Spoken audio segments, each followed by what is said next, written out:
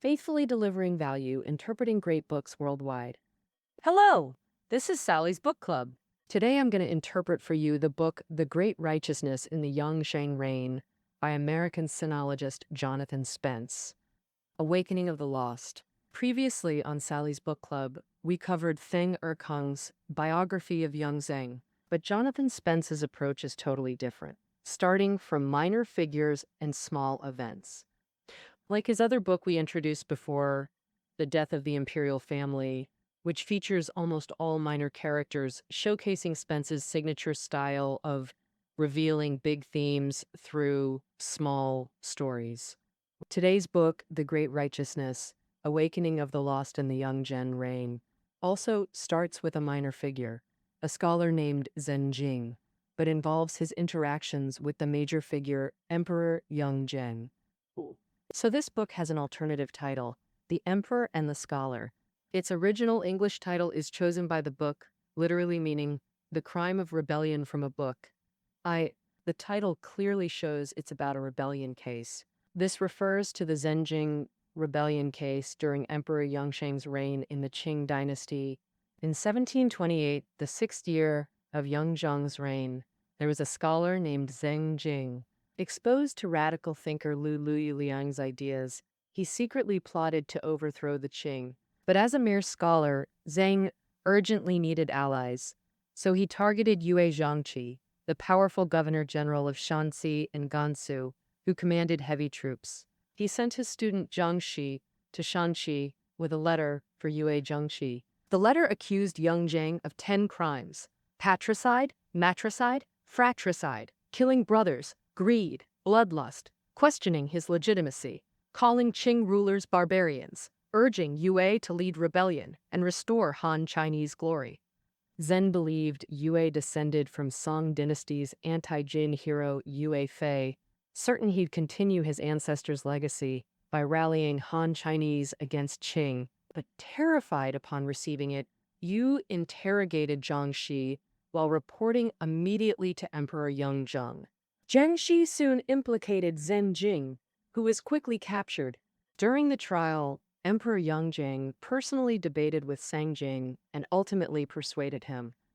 He then ordered case materials compiled into The Great Righteousness, Awakening of the Lost, requiring all literate subjects to study it, hoping to correct misconceptions, but it backfired spectacularly.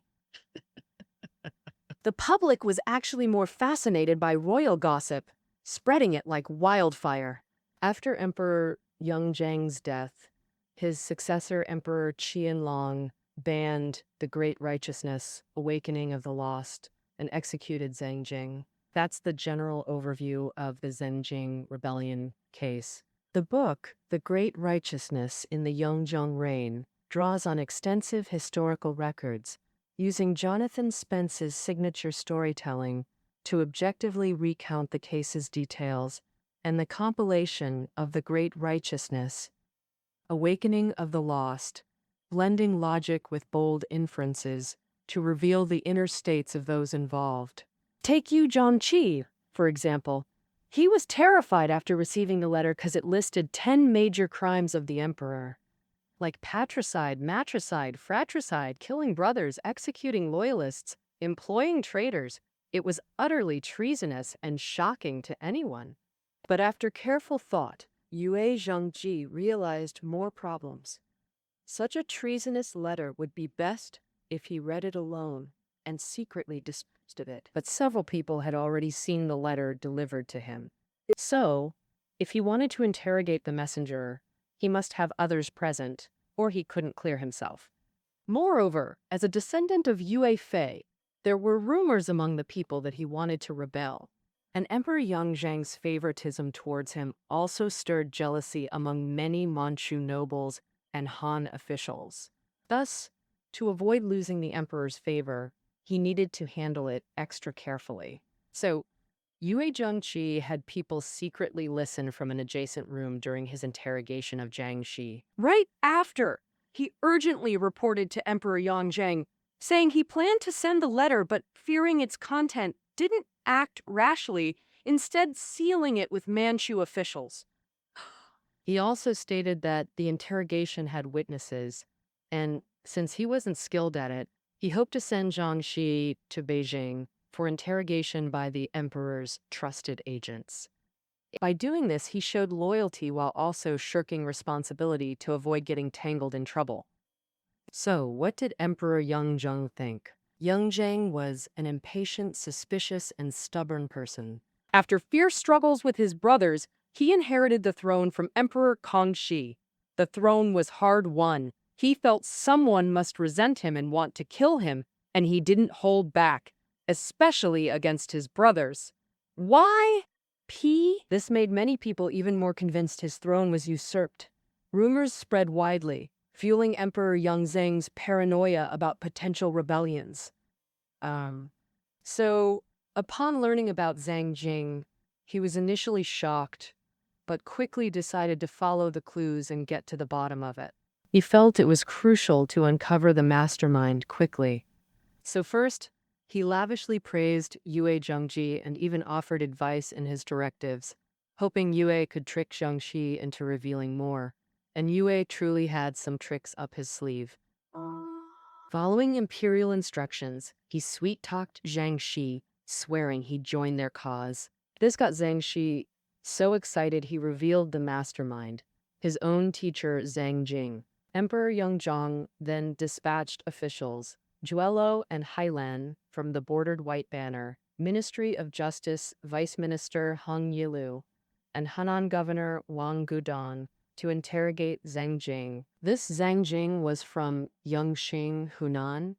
He failed imperial exams multiple times before giving up entirely. He made ends meet, teaching in rural areas. Struggling financially, he resented Qing rule, and as a scholar, his mind constantly churned. Hearing rumors about Emperor Yongzheng, he wrote that letter urging Yue Zhengqi to rebel. Zhengxi? He was Zeng Jing's student sent to deliver the letter. Zeng Jing admitted he personally planned both writing and sending the letter. He also confessed to being influenced by Lu Luoyang. Lu Luoyang lived during the Ming-Qing transition. Opposing Qing rule, he identified as a Ming loyalist, promoting anti-foreign ideology through commentaries on Confucian classics. Lu died in 1683, but his students spread his ideas, eventually influencing Zeng Jing. By now, the case was mostly clear, and Emperor Yongzheng's stance solidified. In his view, Lu Luoyang was more despicable than Zeng Jing. Zeng lived in remote Hunan countryside, easily misled. It was Lu's influence that drove him to rebellion. Thus, Zeng was merely an accomplice, especially since he only insulted Yongzheng himself. But Lu was different. He defamed not just Yongzheng, but also the emperor's father. Emperor Kangxi targeted Lu Luoyang, a scholar well-read in classics, and those treasonous ideas were definitely his true beliefs. So, Lu Luoyang was the mastermind, no doubt, the root of all issues, and his descendants didn't even destroy his rebellious works but kept spreading them. They're no good either. Thus, Emperor Yongzheng ordered harsh punishment for Lu Luoyang's family. Lu Luoyang and his son Lu Baoshang were already dead, so their coffins were opened and corpses dragged out for public display. Lu Luoyang's other son, Lu Yizhong, was executed. Grandsons were exiled to borderlands as slaves, and students and family were also implicated. As for handling Zeng Jing, ministers agreed unanimously. He dared to instigate a big shot like Yue Zhengqi to rebel. It's practically asking for death.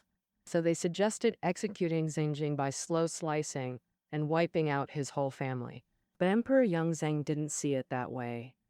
On one hand, as we just said, Yongzheng thought Zeng Jing was deceived and manipulated. On the other hand, Yongzheng felt he'd worked tirelessly and governed kindly, so people should support him. Yet there were still folks like Zeng Jing believing heresies and plotting rebellion. Yongzheng! In the Qing Empire, many like Zeng Jing listened to slander. Those even intending rebellion surely weren't few. Therefore, it was necessary to refute Zeng Jing's claims. Then publish it to give the common folks a solid education. As for Zeng Jing, they should try to convert him. It's more effective than just killing him. So within 10 days of getting Zeng Jing's letter, Emperor Yongzheng wrote articles refuting each point. Next, he debated Zeng Jing face to face, hoping to win him over through ideological persuasion. In this process, Zeng Jing, originally an unknown figure, got the chance to interact directly with the reigning emperor. Emperor Yongzheng also ordered Zeng Jing's mother and child released. He released them to show magnanimity to Zeng Jing and lay groundwork for converting him. Immediately after, Emperor Yongzheng decided to speak with facts. To persuade Zeng Jing, he showed him over 10 memorials containing heartfelt exchanges between him and Yue Jiangqi over the years. After reading them, he had Zeng Jing write a reflection. The whole point was to make Zeng Jing realize that Emperor Yongzheng and Yue Jiangqi had a solid relationship. Yue Jiangqi would never rebel, and this whole series of moves really worked. In his reflection, Zeng Jing expressed regret for his rash actions and was awed by Emperor Yongzheng's magnanimity. Then he said he'd listened to rumors in society which made him think it was possible to instigate Yu Jiangqi to rebel.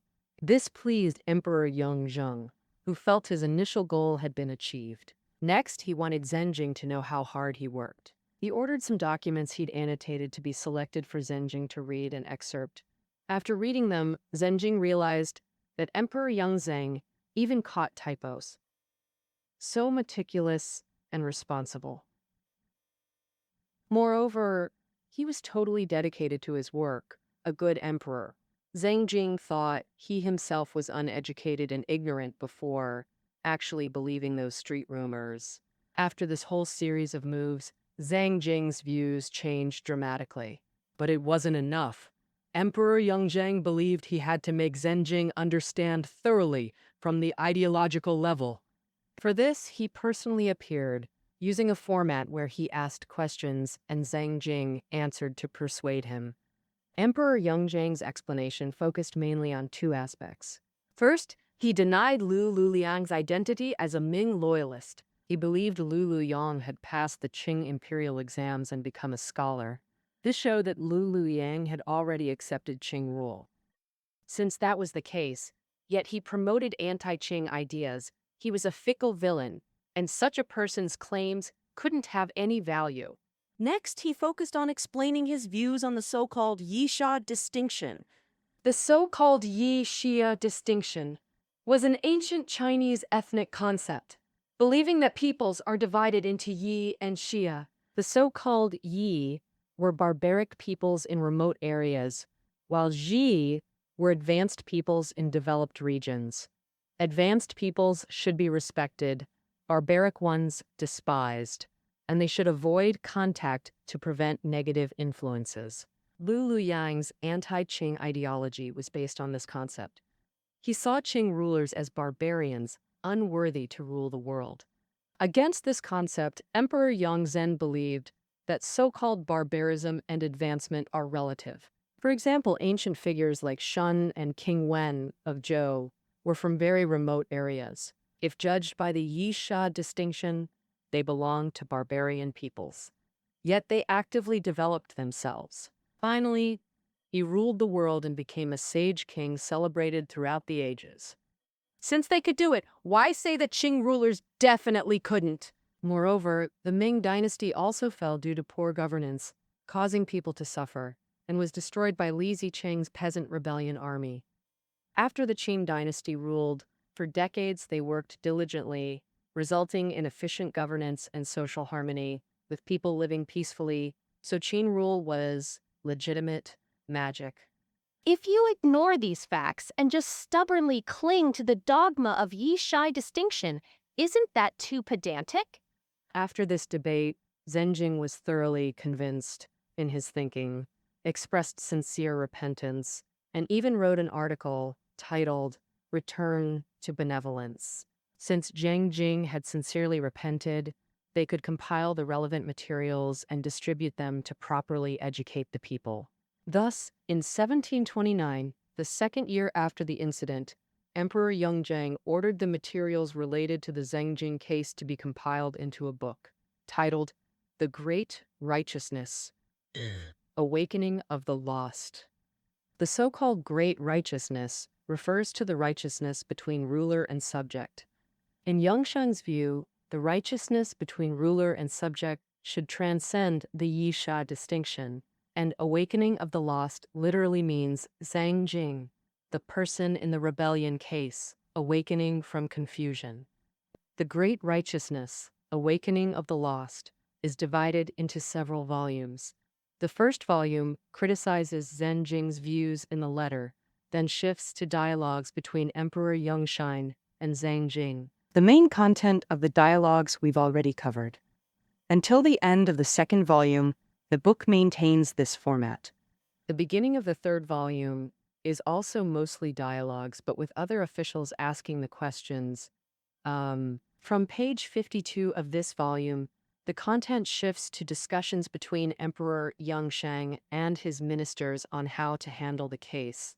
Zeng Jing's final outcome was that Emperor Yongzheng, overriding objections, insisted on releasing Zeng Jing to achieve a better educational effect. He even made a stern statement, saying he knew the ministers couldn't understand why he was doing this, but his resolve was firm and unchangeable. Whatever posterity might say about this, he would bear it alone. The fourth volume includes several edicts from Emperor Yongzheng, severely criticizing the ideas of Lu Luoyang and his students.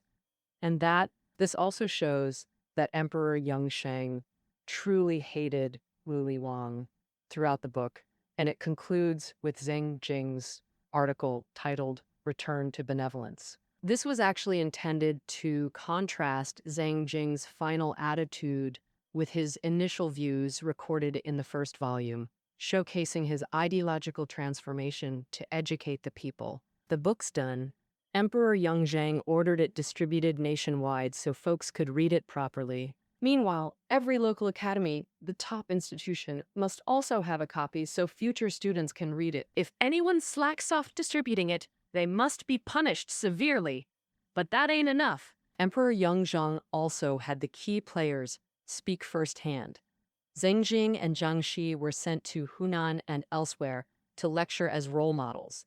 In Yang Jing's view, the book was so well made, and with them speaking personally, the effect was surefire. He figured this would prove he's open and positive, with nothing to hide. But honestly, the results weren't as great as hoped. That's because the Great Righteousness, Awakening of the Lost spilled secrets ordinary folks never knew, like palace fights, harem intrigues, and details about Yongzheng supposedly murdering his dad or forcing his mom to grab power. Now, printed in black and white, it sparked some folks' strong curiosity. The book also quoted Zeng Jing's criticisms of Yongzheng from the letter, meant to debunk them, but it ended up spreading those rebellious ideas far and wide. After this spread, some people even started sympathizing with Zeng Jing. For example, a scholar named Chen Quan in Hangzhou bragged about knowing Zeng Jing personally. Only he knew Zeng Jing visited Hangzhou during the rebellion plot, probably because they feared he'd blad everywhere and cause trouble. This guy ended up shackled by officials, banned from leaving home for life. Others had it even worse. For instance, Zhang Shi's confession in The Great Righteousness, Awakening of the Lost, said Yue Zhongqi mentioned owning books by Hua Wengshan during questioning. This Hua Wengshan was an early Qing scholar with anti-Qing pro-Ming restoration ideas, who later joined Wu Sangwe's rebellion. Though this might have just been Yu Zhongqi tricking Zhang Shi into confessing, if true, it meant Yu had anti-Qing books. Unthinkable. Yu rushed to explain to Yongzheng that Zhang Shi brought up Huangshan first, and he just played along to lure a confession. Truth was, he'd never heard the name. But as they say, too much talk makes you seem guilty. Emperor Yongzheng thought exactly that at the time. And on top of that, Yue Zhongqi later suffered repeated military defeats, ultimately leading to the confiscation of all his family assets. Later, considering that Yu Zhongji had, after all, proactively reported Zeng Jing's illegal activities, Emperor Yongzheng spared his life. while some others were unjustly caught in the crossfire. For example, Qing, son of Kwa Wingshan, had different thoughts than his father. He only wanted to make a name for himself in the Qing Dynasty. The Great Righteousness, Awakening of the Lost. When it was published, he was already in charge of educational work in a county in Guangdong. So, he read the relevant content in the book, went back to peruse his father's remaining works, and only then realized that his own father had such reactionary thoughts. He hurriedly turned himself in, saying that his father had died when he was very young, and he had no idea he had such ideas. The authorities didn't believe it at first, but after repeated confirmation, no one, hungry over and over, they concluded that Hung truly didn't know about his father's situation. But there was nothing to be done. After all, Qing Hong was Queen Wangshan's son. At that time, just this fact alone was enough to constitute a crime. Hong ultimately lost his official position and was exiled with his family. Moreover, some people who read the book didn't feel that Zeng Jing was sincerely repentant, nor did they hate Lu Yang that much. For example, the book included Zeng Jing's confession, which stated that Zeng Jing only learned during interrogation that the Ming dynasty wasn't destroyed by the Qing, but by Li Zicheng. Regarding this, a man named Qi Zhuhua felt that Zeng Jing was after all a scholar, couldn't possibly be so ignorant, and moreover, Zeng Jing had actual rebellious actions, yet he was still pardoned. If that's the case, why couldn't Lu Liang's descendants and students be treated leniently? And finally, this kind of thinking wasn't rare at the time. Even some officials thought so. An official in Shanxi openly posted big character posters on the wall, expressing dissatisfaction with pardoning Zeng Jing and severely punishing Lu Luyan. I was away and wiser than, picking up. Therefore, this book fell far short of the effect Emperor Yongzheng had hoped for. He originally thought that if he merely suppressed all kinds of rumors and slanders in society, it might provoke people's rebellious psychology. Rather than that, it was better to take the initiative, increase transparency, and lay out some things to clarify with everyone. But in reality, topics like how exactly Emperor Yongzheng obtained the throne and how he fought with his brothers, what exactly did Zeng Jing say in the letter that was so treasonous? Such content could only be discussed privately in small circles. If it's broadcasted all over the place, it'll just fuel everyone's intense gossip cravings. Folks have this built-in fascination with stuff like this. Just imagining it gets them all riled up. Then folks start adding their own spin to the story, making it murkier and straying further from the facts. Just like Jonathan Spence wraps up in the book, Yongzheng wanted the gossip to die out naturally, but folks just clung to the rumors, ignoring the emperor's hard work. So once Yongzheng's son Qianlong took over, things shifted policy-wise. Qianlong thought that the Great Righteousness, Awakening of the Lost, book didn't help at all. It just trashed the royal family's image. The royal family turned into gossip fodder, so he had it rounded up and burned. The crackdown on the Great Righteousness, Awakening of the Lost was so complete that even though tons were printed not that long ago, it's rare to find now. Zeng Jing and Zhang Shi got the slow slice treatment, but that didn't fix a thing. Folks figured Qianlong was in a big hurry to wipe out that book, which kind of proves that what's in it is likely legit. Fast forward to the late Qing, Chinese revolutionaries in Japan stumbled on copies of The Great Righteousness, Awakening of the Lost floating around. The book's expose on Qing power plays and Zeng Jing and Lu Yuliang's anti-Qing rants became ammo to bash the dynasty. Yongzheng and Qianlong's attempts failed because folks' ingrained beliefs never really shifted. At the end of the day, it all boils down to that Yi-Sha distinction thing we talked about.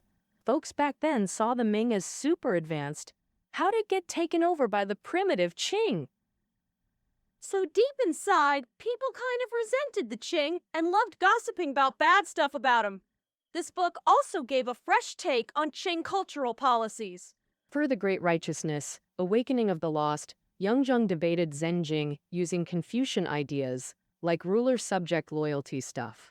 Han Chinese rituals. By embracing Han culture, many Han scholars were cool with working for the Qing. But Qianlong banning the Great Righteousness, Awakening of the Lost, kind of shows he wasn't on board with his dad's cultural makeover plan. Instead, he wanted to boost Manchu pride while soaking up Han ways. Actually, the Qing Dynasty's political model wasn't a nation-state, so it couldn't build a single ethnic identity. And instead, it let cultures like Manchu, Han, Mongolian, Tibetan coexist, preserving each group's traits and incorporating their elites into the Qing ruling class. Therefore, the interaction and fusion of multiculturalism became a key feature of the Qing Dynasty. So, what do you think about the different approaches of Emperor Yongzheng and Emperor Qianlong? Welcome to leave your thoughts in the comments section. All right, that's the Great Righteousness in the Yongzheng reign, Awakening of the Lost. We've interpreted this book for you up to here. The listening notes are below the audio. See you next time.